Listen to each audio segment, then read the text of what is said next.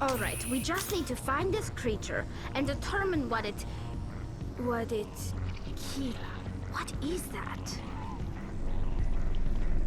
That does not look like any plant I've ever seen. This may be problematic.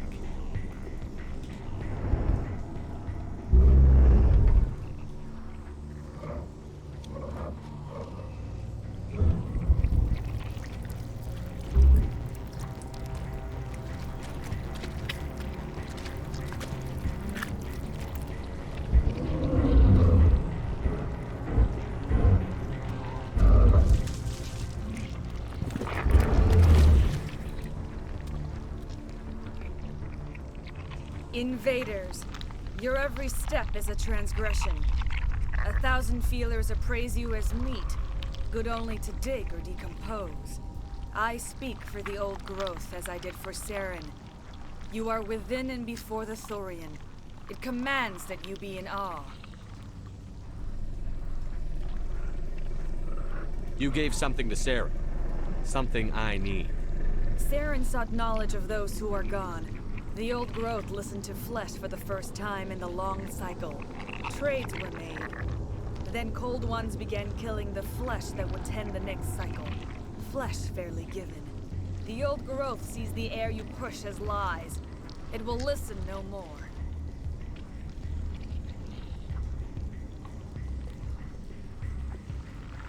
I won't let you keep your thralls. Release them, now! No more will the Thorian listen to those that scurry. Your lives are short, but have gone on too long. Your blood will feed the ground and it will grow.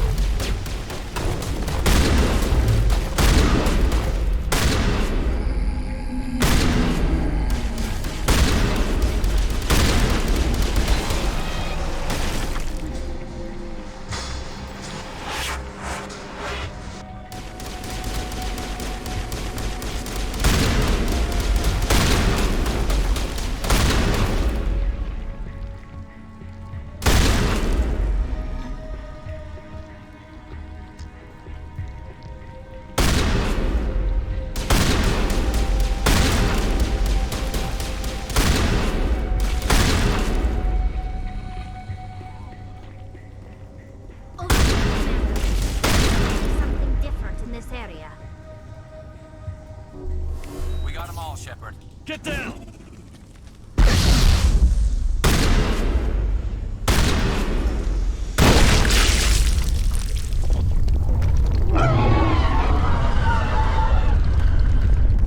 We've stung it, I'm sure of that. We need to find more of these things.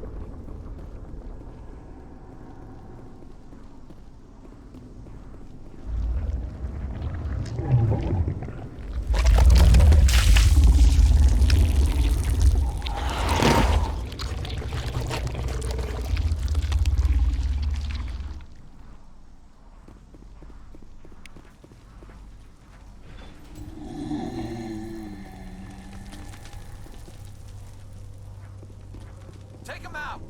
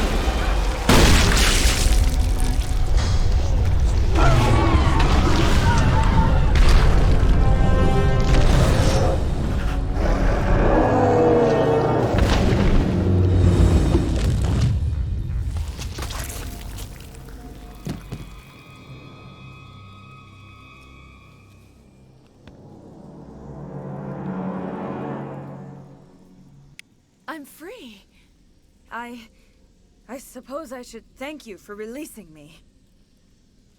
How did you end up inside that thing? My name is Shiala. I served Matriarch Benezia. When she allied herself with Saren, so did I. Benezia foresaw the influence Saren would have. She joined him to guide him down a gentler path. But Saren is compelling. Benezia lost her way.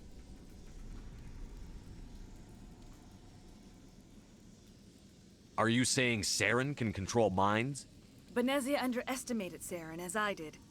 We came to believe in his cause and his goals. The strength of his influence is troubling. She tried to manipulate Saren, but in the end, her plan backfired. Asari matriarchs are among the most intelligent and powerful beings in the galaxy. How could one fall under Saren's control? Saren has a vessel, an enormous warship unlike anything I've ever seen. He calls it Sovereign. It can dominate the minds of his followers. They become indoctrinated to Saren's will. The process is subtle. It can take days, weeks, but in the end, it is absolute. I was a willing slave when Saren brought me to this world. He needed my biotics to communicate with the Thorian, to learn its secrets. Saren offered me in trade. I was sacrificed to secure an alliance between Saren and the Thorian.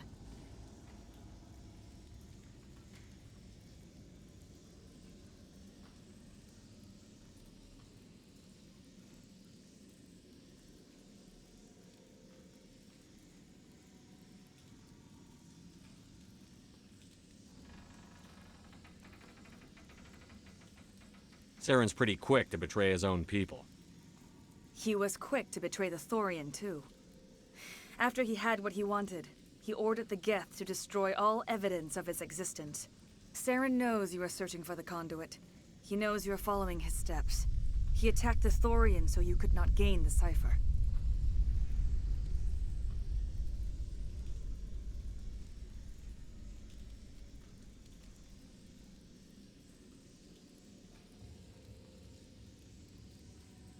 What's the cipher? And why did Saren need it? The beacon on Eden Prime gave you visions. But the visions are unclear, confusing. They were meant for a Prothean mind. To truly comprehend them, you must think like a Prothean. You must understand their culture, their history, their very existence. The Thorian was here long before the Protheans built this city. It watched and studied them. When they died, it consumed them. They became a part of it. So the Thorian taught Saren to think like a Prothean. How? The cipher is the very essence of being a Prothean. It cannot be described or explained. It would be like describing color to a creature without eyes. To understand, you must have access to endemic ancestral memory, a viewpoint spanning thousands of Prothean generations. I sensed this ancestral memory, the cipher, when I melded with the Thorian. Our identities merged, our minds intertwined. Such knowledge cannot be taught. It simply exists.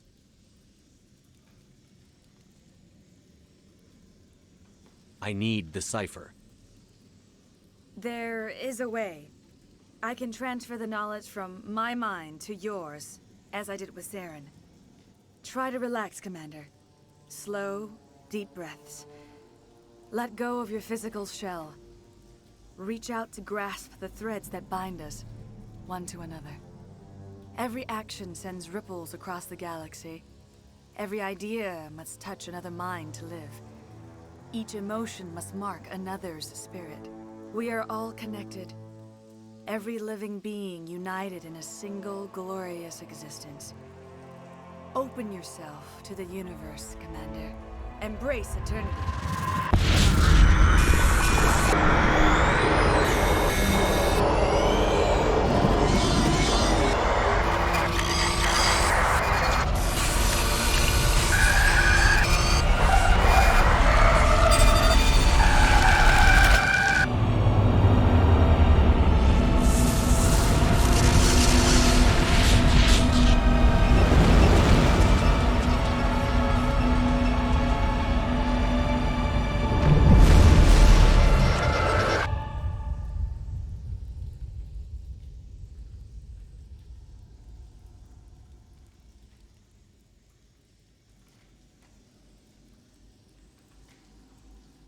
I have given you the cipher, just as it was given to Saren. The ancestral memories of the Protheans are part of you now. What was that? Commander Shepard, are you all right? I saw something. It still didn't make any sense. You have been given a great gift. The experience of an entire people. It will take time for your mind to process this information. We should get you back to the ship, Commander. Medical needs to know about this. I'm sorry if you have suffered, but there was no other way. You needed the cipher. In time, it will help you understand the vision from the beacon. Is there anything else you can tell me about the Thorian? When the creature enveloped me, I became part of it, but I still don't truly understand it. So alien, so ancient. Its exact age is impossible to know. It measured time differently. 10,000 years of hibernation broken by a few frantic centuries of activity. Its mind was awesome, magnificent. It transcended all classification. And now it is gone.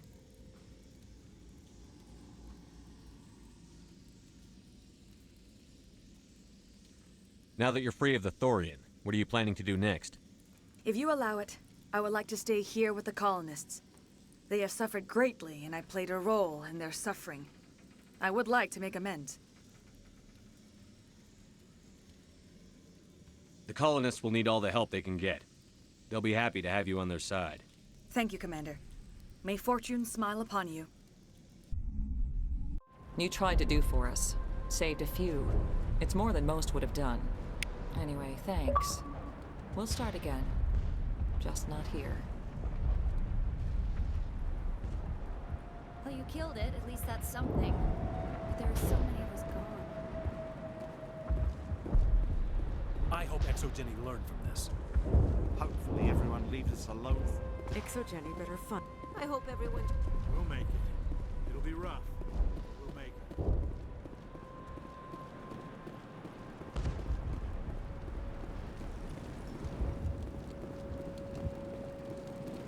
This planet will be deserted soon enough.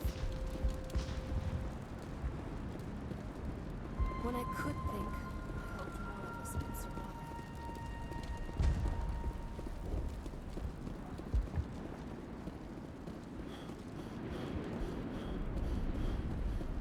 Varos is done. Even you war heroes know you can't win all the time. Well, you tried, Commander. More than most would have. It'll take some effort to pull up stakes, but I'll be glad to be out of this hole.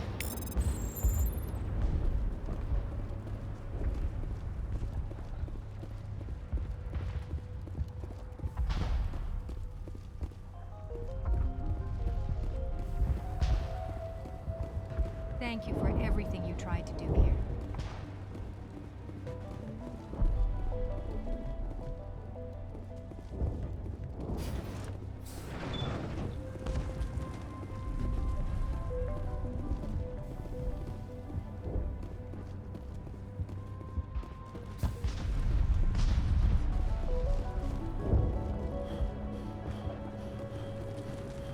I hope Exogeny learned their lesson. Oh, thanks again. It'll be very valuable once we get out of here. I will remain here until the last of your kind is gone.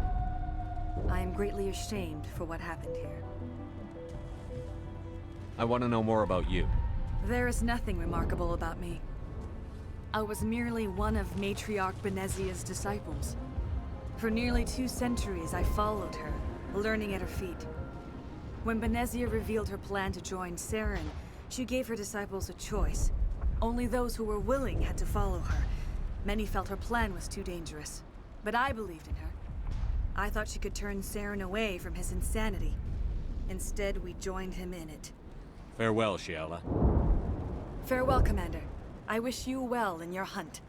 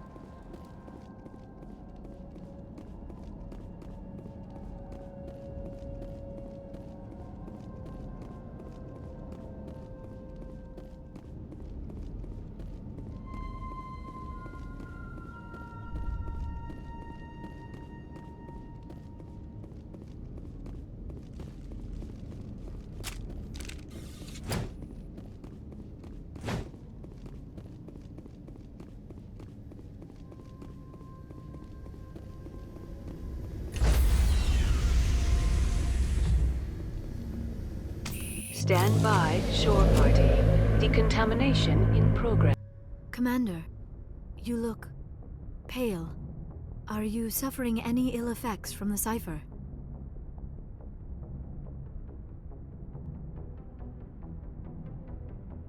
The cipher shook me up a bit. I might be able to help you. I am an expert on the Protheans. If I join my consciousness to yours, maybe we can make some sense of it. Do it. Hurry. We don't have much time.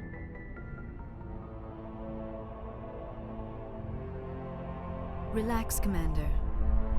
Embrace eternity.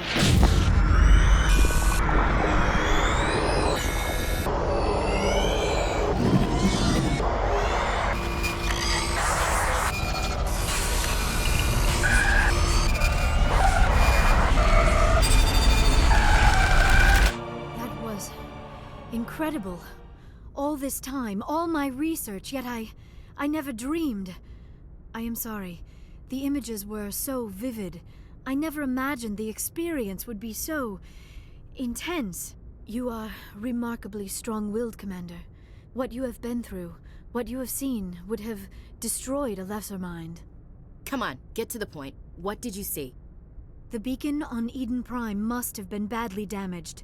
Large parts of the vision are missing. The data transferred into the commander's mind is incomplete.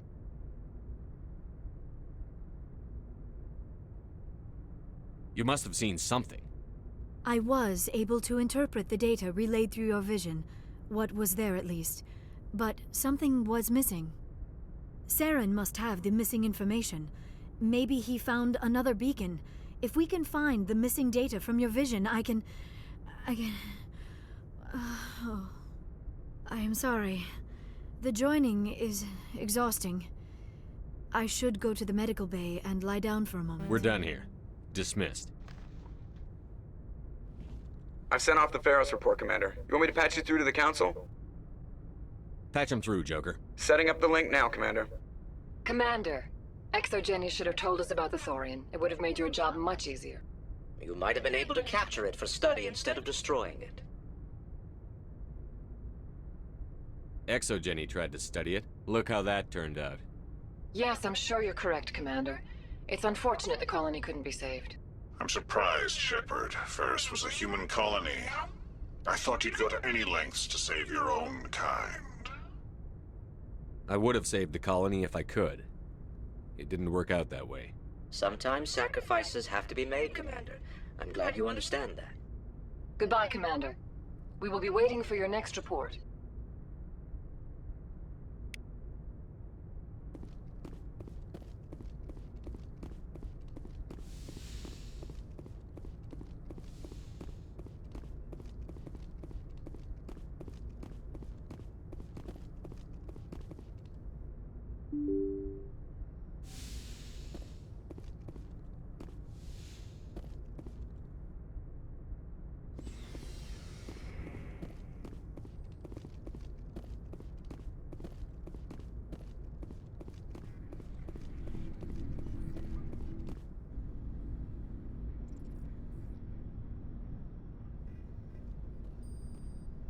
Anything you need, Commander? Just trying to get a sense of where the crew's at. Thoughts? Well, they know about the stonewalling you've had from the Council.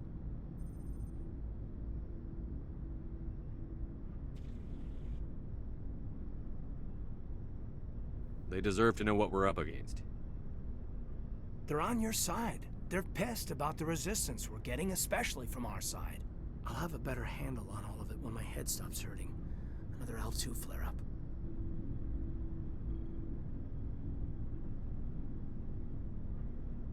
Anything I can do? No, Commander, it'll settle down. It's rough sometimes, but they spike higher than a lot of L3s.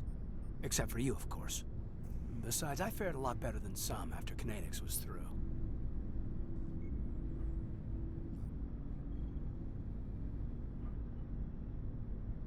I haven't heard anything about Kinetics in a while. Yeah, they quietly disappeared. Broke up into a bunch of little corps after they botched the training on Jump Zero. After first contact, Kinetics was set up to track Element Zero exposures and develop implants for humans. Once we had an embassy on the Citadel, Canadix could bring in experts instead of taking it slow. I'm sure Canadix did what they thought was best. It wasn't best for us. They brought in an ex-military Turian named Commander Vernus. A real hard-ass. He basically had a free pass to break us if it would turn out a decent biotic. Kind of spiraled from there, Commander. Did he ever face charges for that? He got his, yeah. But like everything else at Jump Zero, it was under the table. The less said, the better. Anyway, this is ancient stuff. I walked it off a long time ago. I should get back to my duties, Commander. We're here to make history, not rehash it. We'll talk another time, Lieutenant. Commander?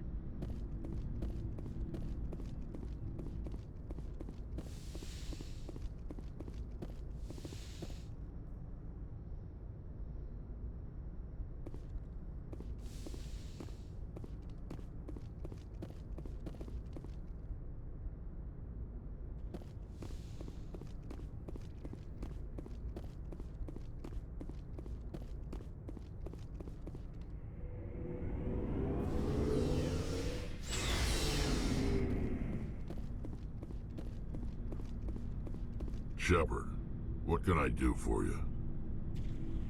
What's your story, Rex? There's no story. Go ask the Quarian if you want stories. You Krogan live for centuries. Don't tell me you haven't had a few interesting adventures. Well, there was this one time the Turians almost wiped out our entire race. That was fun.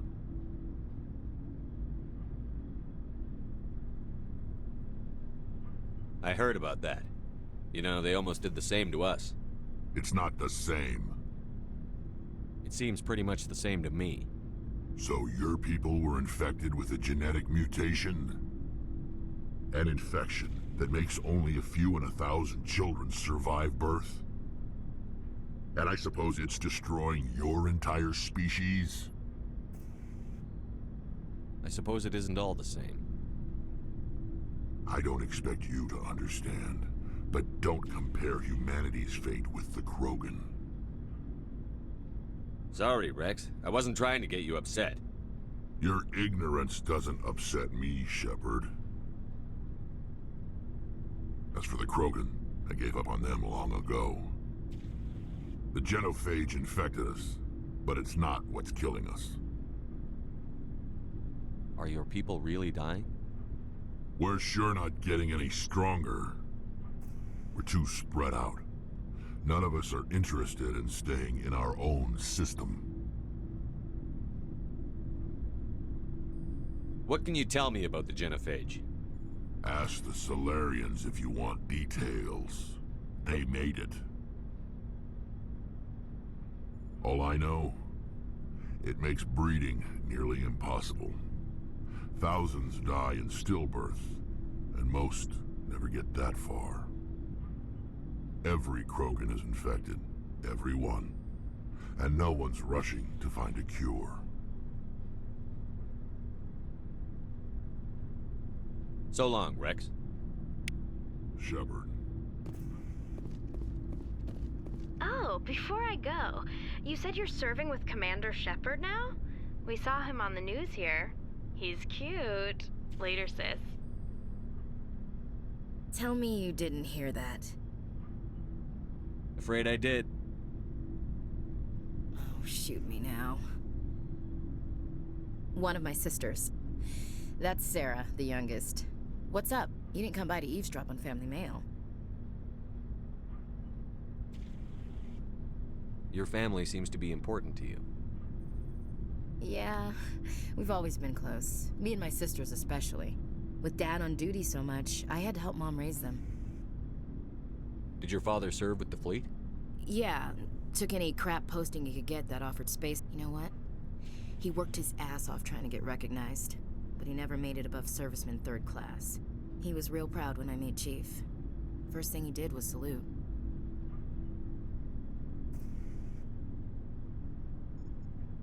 What about your mother? You haven't mentioned her. You must know what military wives are like. Strong because they have to be, able to raise kids while dad's away on a 6-month cruise. She has a degree in planetary geology. She and Dad both wanted to see new worlds. She gave up her career to raise us, though. You have more than one sister? Sounds like a big family. Yeah, I'm the oldest, then Abby, then Lynn.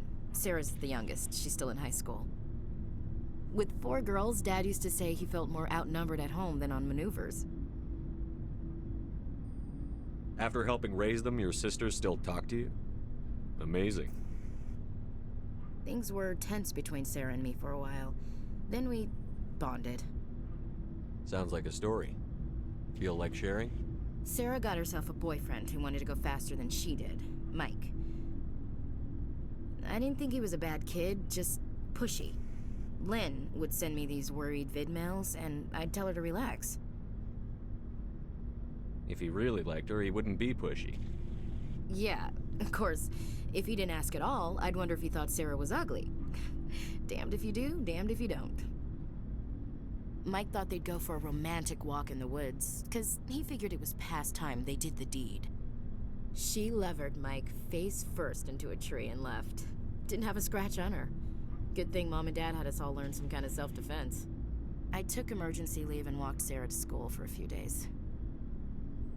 Did anything happen while you were home? My last day out, Mike was waiting for us. Sarah had told her friends, so everyone at school knew what he did. He wasn't happy. I wanted to snap him in half, but Sarah gave me this look, this let me handle it, I need to do this alone look. She kept her cool, God bless her, as he screamed in her face.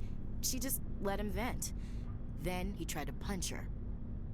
I swear, she just flowed around him. Next thing I knew, he's face down on the sidewalk, and there's blood everywhere. That's unbelievable. Sarah must be as good as you. Better. I'm more or less a straight-up puncher. When he swung, she wasn't there anymore, and he fell. She helped him stop the bleeding and had me call an ambulance. She told the paramedics he fell. Before they took him to the hospital, Mike touched Sarah's arm. I thought he was gonna end up on the ground again. But he hung his head, whispered, "I'm sorry," and started crying. And she hugged him. The Williams women are a decisive bunch, Commander. We do things when we're ready. Not before, not after. Your sister's something else. But you didn't mention your father at all. Was he on deployment? Dad always wanted to serve in space, but he wanted us to have real ground under our feet. He'd say, space is beautiful, but you can't raise a family there. I cannot rest from travel. I will drink life to the lees. All times I've enjoyed greatly, have suffered greatly, both with those that loved me and alone. For always roaming with a hungry heart, much have I seen and known. Cities of men and manners, climates, councils, governments. I didn't know you liked classical literature. Ulysses was my dad's favorite poem. Every time he shipped out, he recorded me reading it. He had a dozen versions when he retired. Does he still like it? I sure hope so. I read it to his grave every time I go home. Dad passed on a few years back. He's probably still watching, though. So behave. You mean from wherever we go after death? Dead on, Skipper. He's with God now. That's not a problem with you, is it? That I believe in God? Everyone has the right to believe what they want. Says so in the Alliance Charter. Only with fancier words. I'm glad you're open-minded about it. I've met a few people who are really weirded out by my faith. Because I work in space, I can't believe in a higher power? Jeez. Hello, have you people looked out the window? How can you look at this galaxy and not believe in something? I should get back to my duties. Didn't mean to take up so much of your time. We'll talk later, Williams. Looking forward to it, Skipper.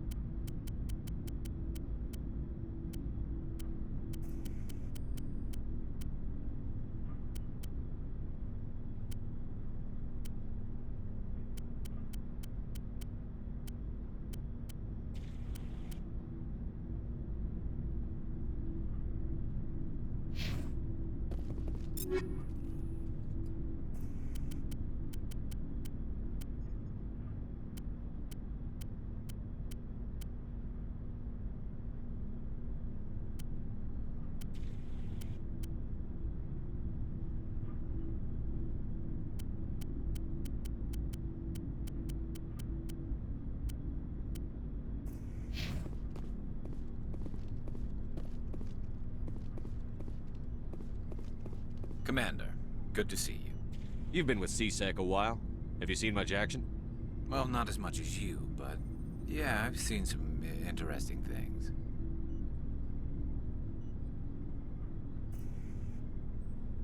I'll bet you have. Anything in particular that stands out? I remember this Solarian geneticist I was sent to investigate. That case was a bit disturbing. What happened? Why were you investigating them? I was tasked with tracking black market trade on the Citadel. Most of it harmless, nothing I needed to pursue. But during the course of my investigation, I noticed an increase in the trade of body parts, organs mostly. We usually get a few of those, but not the numbers I was seeing. We weren't sure if there was a new black market lab or if some freak was harvesting organs from citizens.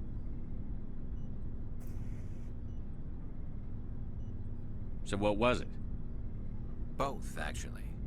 But it took us a while to figure that out. So how did you figure out what was happening? First, we got a hold of a sample and ran DNA tests. The weird thing was, the match led us to a Turian who was still alive and was very convinced he'd never lost his liver. After a bit of digging, I discovered this Turian worked briefly for Dr. Salion, the geneticist. So I went to his lab hoping to find evidence of cloned organ development, but there was nothing. No Solarian hearts, no Turian livers, not one Krogan testicle. You're kidding, right? Why would anyone want Krogan testicles? Some Krogan believe that testicle transplants can increase their virility, counteract the effects of the genophage. It doesn't work, but that doesn't stop them from buying. They'll pay up to 10,000 credits each. That's 40,000 for a full set.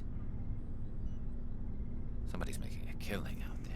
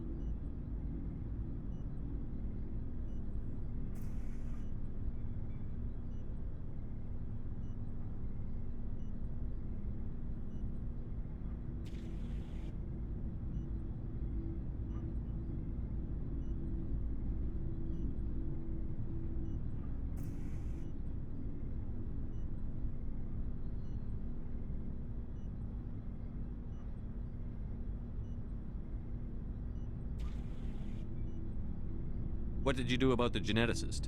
I brought in some of his employees for interrogation, to see if I could get them to talk. While I was interviewing one of them, I came across something suspicious. You mean threatened? Was that really necessary? Maybe, maybe not. Either way, it paid off. One of my detainees started bleeding profusely during the interview. We offered to patch him up, and he got frantic, freaked out. I ordered a full exam to find out what was going on. Our medics found incisions all over his body, some of them fresh. That was our big break. These people weren't just Dr. Salion's employees. They were test tubes. Walking, living test tubes. He was growing parts inside these people?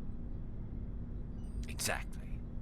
He cloned their organs right inside their own bodies. Then he harvested them and sold them off. Most of the victims were poor. He'd pay them each a small percentage of the sales, but only if the organs were good. Sometimes an organ wouldn't grow properly, so he'd just leave it in them. Most of them were a mess, but only on the inside, hidden so nobody could see it. I hope he got what he deserved. That's the worst part. We never caught him. Why not? What the hell happened? He ran, blew his lab, grabbed some of his employees, and headed for the nearest space dock. By the time I found out, his ship was already leaving. He threatened to kill his hostages if we tried to stop him. But you went after him anyway, right? I ordered Citadel Defense to shoot him down, but CSEC headquarters countermanded my order. They were worried about the hostages, worried about civilian casualties if the ship was destroyed so close to the Citadel. I told them those hostages were dead anyway. He just used them to make more organs. But they wouldn't listen. Well, it's not worth the risk. You pursue the vessel and disable it. That's the best choice. They sent the military after him, but he got away just the same. Yes, they did. I went to Patlin and told him what I thought of him and his policies. He said if I didn't like it, I could quit. Well, I almost did. All they had to do was disable that ship, stop him from running. Maybe the hostages die, maybe they don't, but at least we stopped the bastard responsible for it all. A few casualties is a small price to pay to stop someone like that. Yeah, exactly. I mean, those hostages might be wishing they'd died by now anyway. Just wish I could have stopped him. That's all. Do you have any idea what happened to Dr. Salion? I sent out feelers from time to time, hoping to find something. I thought I'd found him a while back. He changed ships and changed his name to Dr. Hart, his idea of a joke, I guess. I told the military, but they weren't convinced it was him. I got the transponder frequency for his new ship, but I just can't get anyone to check it out. I'll check out the coordinates when I get a chance. I was hoping you'd say that. But Commander, take me with you when you go. If it's Salion, I want to be there when you find him.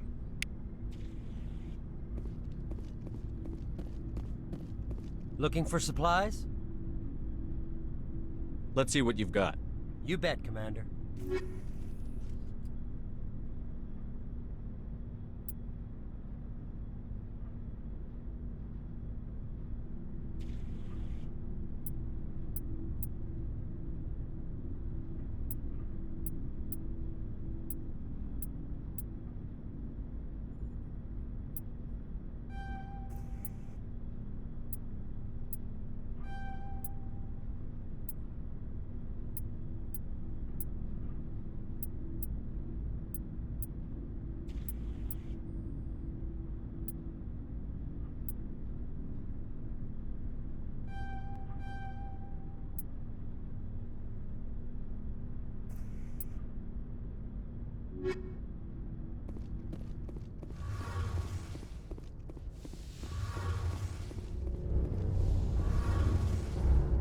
Something I can do for you, Commander. Where else have you served, Adams? If you name a class of Alliance ship, I've probably served on it. Everything from dreadnoughts and carriers right down to frigates like the Normandy. My last assignment was on the Tokyo, only a cruiser, but she was a good ship. Couldn't hold a candle to the Normandy, though. Fill me in on the IES You stealth. can't hide a ship out in space. They emit too much heat and radiation. Too easy for sensors to pick them up, unless you find a way to capture those emissions. So our stealth systems trap the energy we give off in storage sinks built into the ship itself. No emissions to give away our location. Eventually the sinks have to be vented. More than a few 2 hours silent running and they overheat. Cook us inside our own hull. There's no way for anyone to detect us? A visual scan can still pick us up. Anyone looking out a window can see us plain as day. But you have to be pretty close to get an actual visual out in space. Most vessels rely on scanners. As long as the stealth systems are engaged, they can't see us. Not unless we accelerate to FTL speeds. Why doesn't it work with faster-than-light travel? Cranking up to FTL blue shifts our emissions, pushes them into frequencies too high to capture in the sinks. As soon as we make the jump, it's like setting off a flare. Sensors can pick up our location whenever we enter or exit FTL flight, but for short-range missions, our stealth systems are amazing, and we've got the only one. I want to know more about the Normandy. She's the best ship I've ever served on, probably the fastest vessel ever designed. And she's the only one using the new Tantalus drive core. What's so special about the Tantalus drive core? Proportionally, it's about twice the size of any other vessel. Not only are we faster, we can run at FTL speeds longer before we have to discharge the core. Carry on, Adams. Aye, aye, Commander. Shepard, I'm glad you're here. Good to see you smiling again, so to speak. I'm sleeping much better now. I guess I'm getting used to how quiet your ship is. I still think a lot about my pilgrimage, though. I know Saren's our top priority, but with all the worlds we go to, I was hoping to find something to bring back to the flotilla. We've still got a long way to go. You'll find something to take back. Yes, but it cannot just be some derelict ship my people can use for salvage. It has to be more than that. There's a lot expected of me. What's so special about you? It's my father. He's the senior member of the Admiralty Board. He's one of only 5 people who can overrule the decisions of the Conclave for the good of the migrant fleet. My father is responsible for the lives of 17 million people. Our entire race is in his hands, and I'm his only child. So are you some kind of heir to the Quarian throne or something? No, it doesn't work that way. My father's position isn't hereditary. I'll probably never serve on the Admiralty Board myself. Officially, I'm just the same as any other citizen. But it doesn't work that way in practice. People have always treated me differently because of who my father is.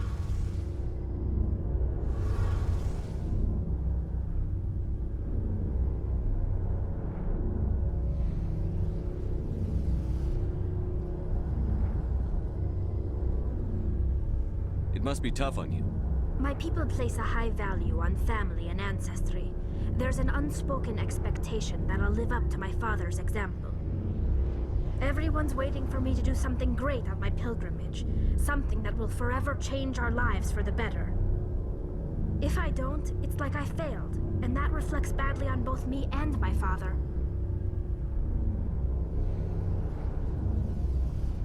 The work you're doing here is more important than anything any Quarian has ever done before. Yes, I know. But you have to understand Quarian culture. We're a very insular society. The events beyond the flotilla don't much matter to the average citizen. Our greatest dream is that one day we'll return to our homeworld and drive out the Geth. But even if we stop Saren, that's not going to happen. There's still millions of Geth behind the veil. Until they're gone, our exile will continue. What would you need to bring back to make everyone happy? Something that would help us better understand the Geth. They've changed significantly since the exile. They've continued to evolve. We've done our best to study them, but it's not easy. They're very reclusive. Until recently, they never went beyond the borders of the Veil. And all the Geth we run into now are under Saren's control. We'd need to find Geth operating on their own, independently. But I don't want this to get in the way of our mission, Shepard. First, we stop Saren. Then I'll worry about my own problems.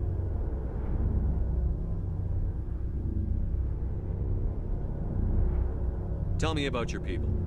Our lives aren't easy. Resources are scarce, and we are constantly on the move. Everything we do must in some way contribute to the continuation of the migrant fleet. There are 17 million Quarians in the flotilla, and each of us relies on the others for survival. The bonds among my people are strong. Unfortunately, we have had to surrender many of the freedoms and civil liberties other species take for granted.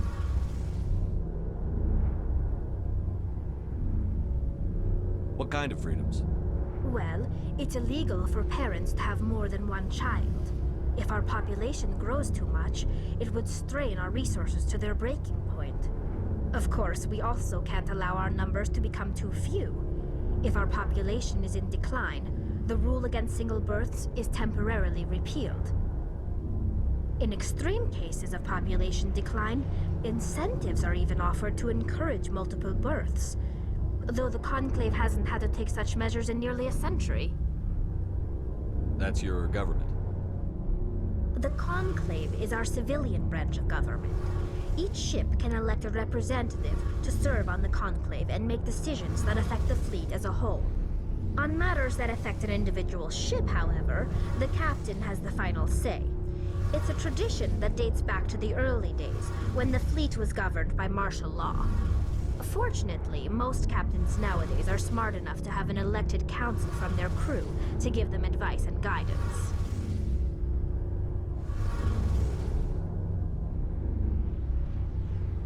So the ultimate power rests with elected officials. In practice, the Conclave and the respective council for each ship tend to set the rules that govern our daily lives. But in theory, we are still under military jurisdiction. The 5 top-ranking military officials in the fleet serve on the Admiralty Board. These 5 have the power to overrule any decision by the Conclave in case of emergency. To do so requires unanimous agreement among the Admiralty, and they can only do this once. After that, the entire board must resign their posts. It's a safeguard that served us well.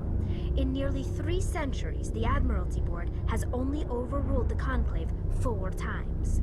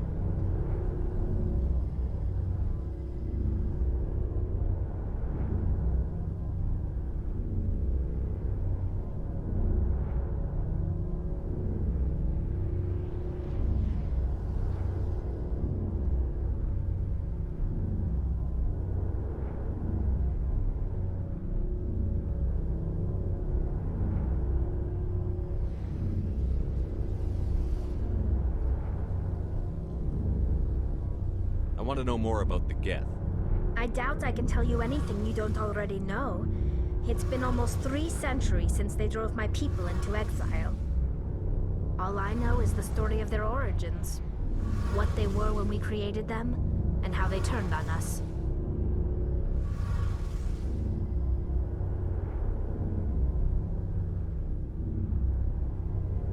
Interesting.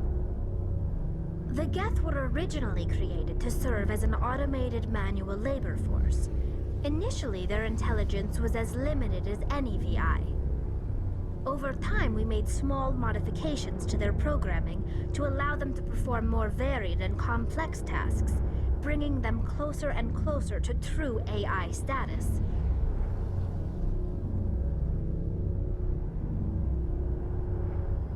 How come the Council didn't step in and stop you? This wasn't true AI research. We may have been skirting the bounds of the law, but we never did anything that was actually illegal. The changes were so insignificant, so gradual, that we were able to control them. Or so we thought. But one thing we underestimated was the power of the neural network. A million Geth thinking simultaneously created an inherently unstable matrix.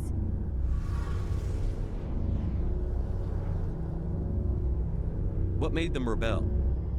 As we built more and more Geth, their effective intelligence became more sophisticated, more abstract. One day, a Geth began to ask its Quarian overseer questions about the nature of its existence. Am I alive? Why am I here? What is my purpose? As you can imagine, this caused a near panic among my people. I don't see what's so bad about those questions. The Geth were created to engage in mundane, repetitive, or dangerous manual labor. That's fine for machines, but it won't satisfy a sentient being for long. The Geth were showing signs of rudimentary self-awareness and independent thought. If the Geth were intelligent, then we were essentially using them as slaves. It was inevitable the newly sentient Geth would rebel against their situation. We knew they would rise up against us, so we acted first. A general order went out across all Quarian-controlled systems to permanently deactivate all Geth. The Geth responded to this order violently.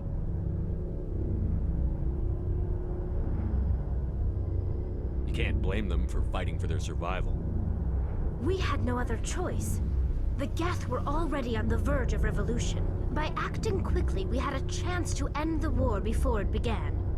The hope was that most of the Geth would still be little more than machines, incapable of organized resistance. But they had progressed much further than anyone anticipated. The war was long and bloody. Millions upon millions of Quarians died at their hands. In the end, we were forced to flee our own homeworld.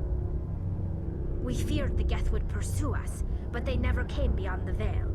Now we drift through space, exile searching for a way to reclaim what was once ours.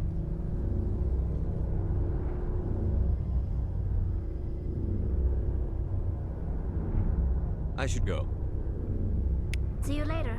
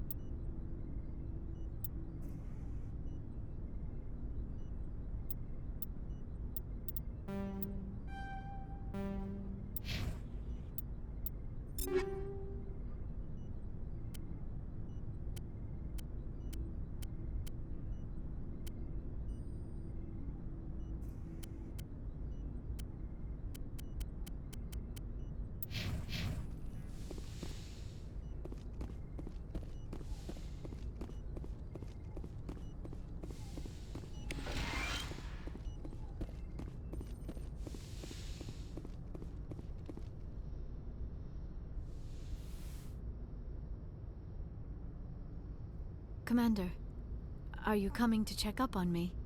You look much better. How are you feeling? Dr. Chakwas assures me I am going to be fine. I was impressed with her knowledge of Asari physiology. You're in good hands. Dr. Chakwas knows what she's doing. I get the feeling you want to ask me something, Commander. Tell me about yourself, Liara. Me? I am afraid I am not very interesting, Commander. I spend most of my time on remote digs, unearthing mundane items buried in long-forgotten Prothean ruins. Sounds dangerous. And lonely. Sometimes I would run afoul of indigenous life forms or stumble across a small band of mercenaries or privateers, but I was always careful. Until the Geth followed me to Artemis Tau, I never found myself in any situation my biotics could not handle. As for the solitude, well, that is one aspect that most appealed to me. Sometimes I just need to get away from other people. You don't like other people? I suppose it comes from being a matriarch's daughter. People expected me to follow in Benezia's footsteps. They wanted me to become a leader of our people. Matriarchs guide their followers into the future. They seek the truth of what is yet to come. Maybe that's why I became so interested in the secrets of the past. It sounds so foolish when I say it out loud. It sounds like I became an archaeologist simply to spite Benezia. All children rebel against their parents. It's a natural part of growing up. Aha, you share the wisdom of the matriarch, Shepard. That is exactly what Benezia said when I told her of my decision. But there was more to it than that. I felt drawn to the past. The Protheans were these wondrous, mysterious figures. I wanted to know everything about them. That is why I find you so fascinating. You were marked by the beacon on Eden Prime. You were touched by working Prothean technology. I'm not some artifact you can take back to your lab, Doctor. I am sorry, Commander. I did not mean it like that. I am used to dealing with computers and data disks. I am not very good with people. I let my professional curiosity get the better of me. Please forgive me. Let us talk about something else. Do you know why Benezia joined up with Saren? I don't understand it. Maybe she thought allying herself with Saren would somehow be for the greater good in the long run. At least I hope so. This hurts you, doesn't it? None of this makes any sense to me. I have not spoken to Benezia in many years, but I know her, and this was not like her. Something changed. I'd like to know more about the Asari. We were the first species to discover the Citadel. We were instrumental in forming the Council, and we always strive to be the voice of peaceful cooperation in galactic disputes. My people believe we are all part of a single galactic community. Each species contributes something to the greater whole. Although we seek to understand other species, it seems few of them seek to understand us. The galaxy is filled with rumors and misinformation about my people. Like what? Most of the inaccuracies are centered around our mating rituals. My species is monogendered. Male and female have no real meaning for us. We still require a partner to reproduce. This second parent, however, may be of any species and any gender. I don't understand. Your species can mate with anyone? Mating is not quite the proper term, not as you understand it. Physical contact may or may not be involved, but it is not an essential element of the union. The true connection is mental. Our physiology allows us to meld with other beings. We can touch the very depths of their minds. We explore the genetic memory of their species. We share the most basic elements of their individual and racial identities. We then pass these traits on to our daughters. It is how we learn to grow as a species and how we develop a greater understanding of other races. What happens to your partner after the union? Every relationship is different. Some unions are a single encounter with both parents parting ways afterwards. Others can be more long-term. Sometimes an Asari and her partner will stay together for many decades. Do you know who Matriarch Benezia chose as her partner? She rarely spoke of her partner. Though I know my father, if you want to use that term, was another Asari. I thought you always needed another species to serve as one of the parents. Think about it, Shepard. If we were not able to mate with our own species, we would have died out long before we ever mastered spaceflight and left our homeworld. Union with our own kind is no longer common, not for the purposes of reproduction. Most Asari believe it weakens our species. Asari daughters inherit racial traits from the father species. If both parents are Asari, then nothing has been gained, or so conventional wisdom would hold. I am what is sometimes called a pureblood. Though no Asari would ever be cruel enough to say the word to my face, it is a great insult among my people. It is possible Benezia's partner was embarrassed by their union. She may have been too ashamed to publicly acknowledge me as her offspring. Maybe she wanted to meet you but couldn't. Something could have happened to her. Maybe she passed away. You might be right. I hope you are. But I have no way to know for sure. Benezia never spoke of her partner. Whatever happened, it caused her too much pain to dwell on it. She raised me by herself, though that is not uncommon. Many Asari raise their children alone, particularly if the father species is short-lived. Often the partner will pass on long before the child reaches maturity. You Asari live for 1,000 years. What happens when your partner dies? Few sapient species live as long as my kind. We have learned to take a philosophical approach to our unions. We do not focus on the inevitable loss of our partners. Instead, we enjoy the time we spend with them. And even after they're gone, a part of them lives on in us. The union is a connection that transcends both time and space. I should go. Goodbye, Shepard.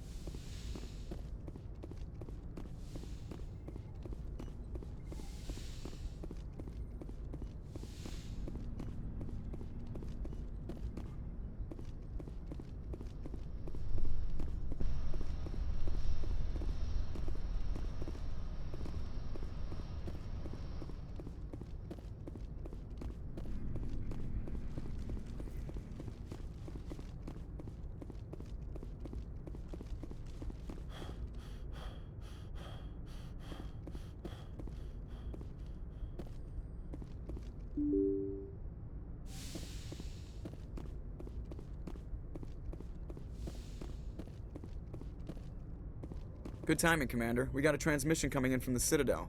Top priority clearance. I'll take it in the comm room.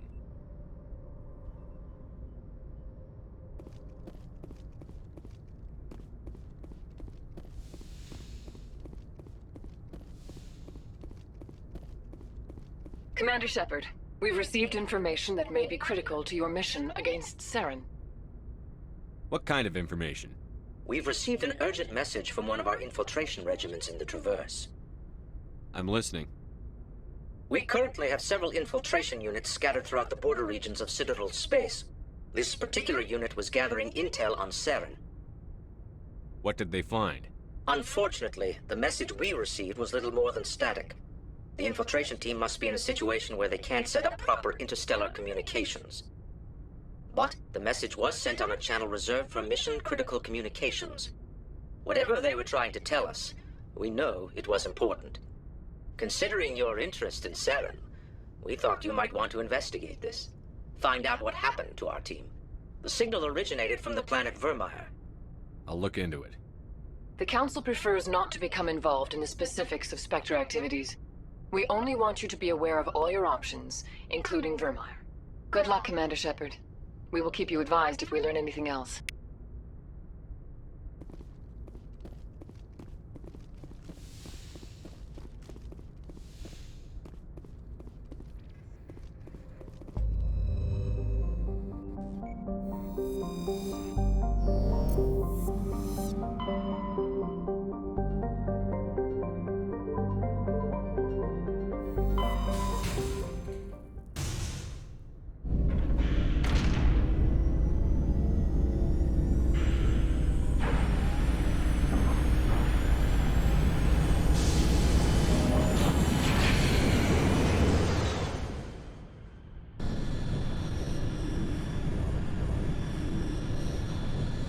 Message coming in.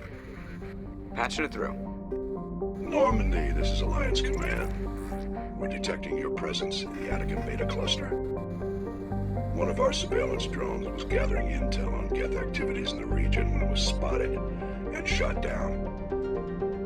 You need to go groundside and recover the drone's data module before the Geth find it.